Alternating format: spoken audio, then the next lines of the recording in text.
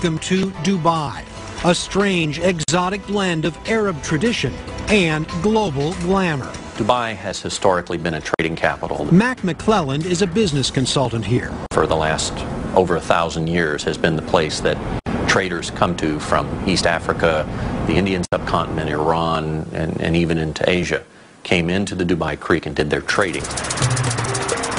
Today, with its head-spinning luxury and a secretive banking system, Dubai is also a popular spot for the filthy rich.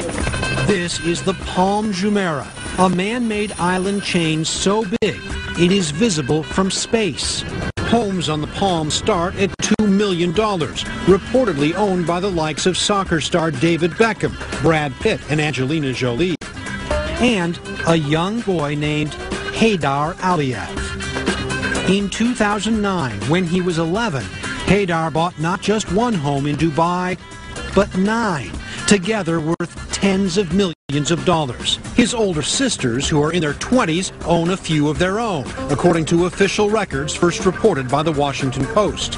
They live the high life, the parties, the fashion, the glamour. Quite an achievement since they come from here.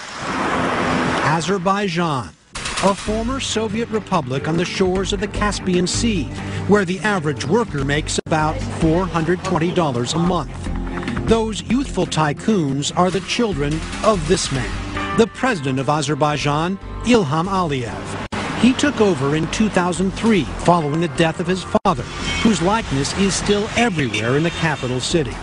U.S. diplomats once compared the Aliyevs to the Corleone family from The Godfather. I'm going to make him an offer he can't refuse.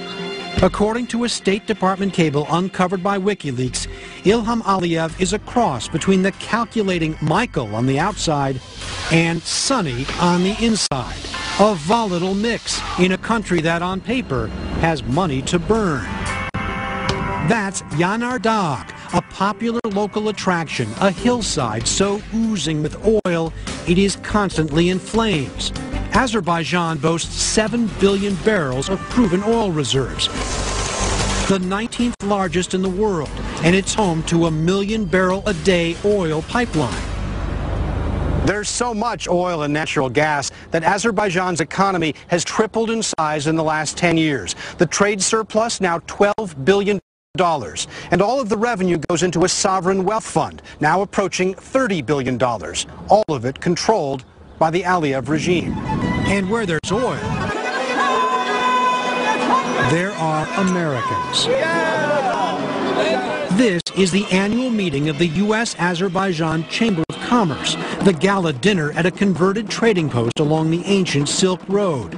And those are U.S. oil executives enjoying the local hospitality. Prospects of the economy going forward increased its outlook for Azerbaijan from stable to positive. Azerbaijan has big potential. The business sessions of the meeting include presentations on opportunities in Azerbaijan for U.S. businesses. The geography here is being transformed into a real economic asset by virtue of large-scale infrastructure investment. Mahir Iskender is the Chamber's chairman. How important is it to get American investment here? It's really critical that companies learn about opportunities, especially when there's an economic oil boom happening in the country. In the next 15 years, Azerbaijan is expecting $200 billion profit coming from the oil. And where is this money going to go? Where the money is going is precisely the issue. Tom Main follows the region for the anti-corruption group Global Witness. It's very upsetting to see where the country is going, because it is a very rich country in terms of its oil and gas, but this wealth isn't going to the people. Living standards in Azerbaijan have slowly improved as the oil and gas industry has grown. And in the heart of the capital, there has been a boom in construction, including new high-rises and this, billed as the world's tallest flagpole until Tajikistan built one 9 feet taller. A more dubious distinction, Azerbaijan ranks 143rd out of 183 countries for corruption, according to Transparency International. Critics say too much of the oil wealth goes to the ruling family and out of the country. Assumed by states are of the greatest importance. Under the law in Azerbaijan, the president cannot hold outside business interests, and his government salary is $280,000 a year. But through a web of offshore companies, we found 11 in Panama alone, the Aliyev family is cleaning up. These are all private residences. Those homes in Dubai are said to be worth $75 million.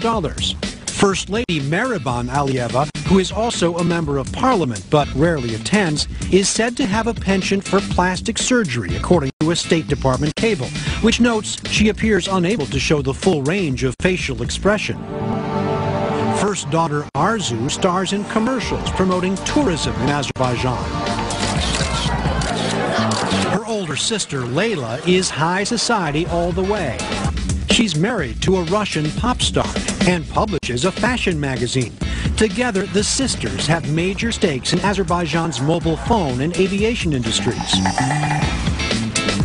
How did Layla Aliyeva, at 25 years old, get to be so rich? We wanted to know.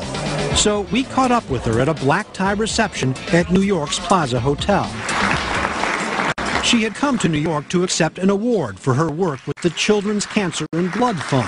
I want to ask you a little bit about yourself and your accomplishments at, forgive me, a young age. How have you achieved such success at this stage in life? I think the main thing is to have goals. If you have goals, then it's easier to achieve them, of course. It's hard not to escape the contrast between an event like this sort of setting, and some of what we saw in Azerbaijan.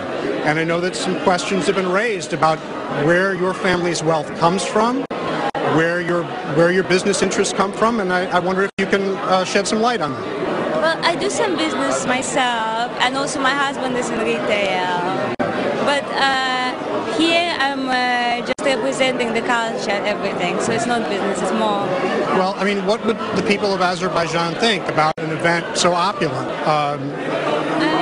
I hope that they're proud that I'm receiving it, because, as I said, I'm not receiving it for myself, but for the whole generation of young people of Azerbaijan. The people are very happy. Her handlers politely cut the interview short and kept our cameras at a distance. No, you can't take a picture.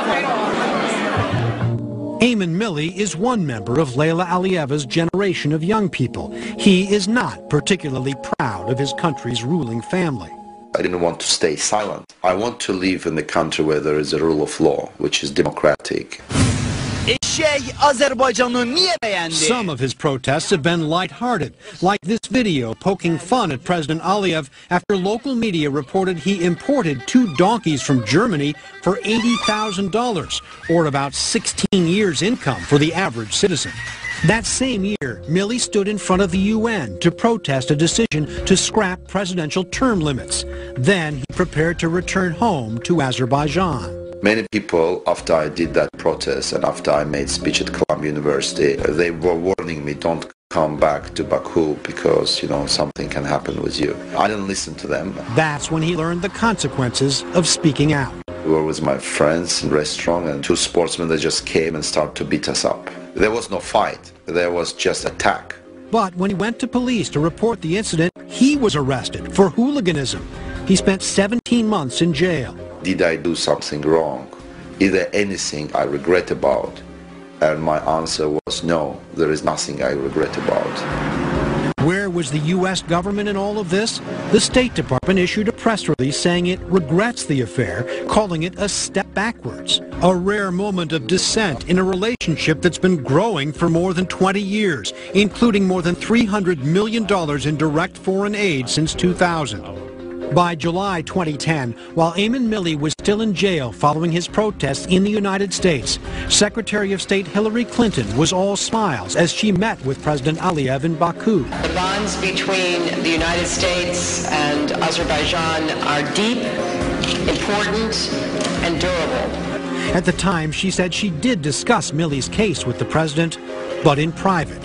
In that WikiLeaks cable that compared the Aliyevs to the Corleones, a U.S. diplomat called the relationship with Azerbaijan a choice between U.S. interests and U.S. values. We found U.S. interests in the form of all that oil have frequently won out. At that U.S.-Azerbaijan Chamber of Commerce meeting, we wanted to ask President Aliyev about human rights, about oil, and about his family's wealth. But the president canceled his planned keynote speech. Instead, we spoke to the finance minister, Samir Sharifov. Is enough of the growth in the economy getting to the people, improving their standards? Yes, it does. It certainly does. Would you say this is a personal commitment on the president's part? President Aliyev announced several times that he doesn't want to have any poverty in Azerbaijan. And this is the policy which is implemented. But for the unconnected here, a mansion in Dubai is still far out of reach. Coming up, how does this turn into this?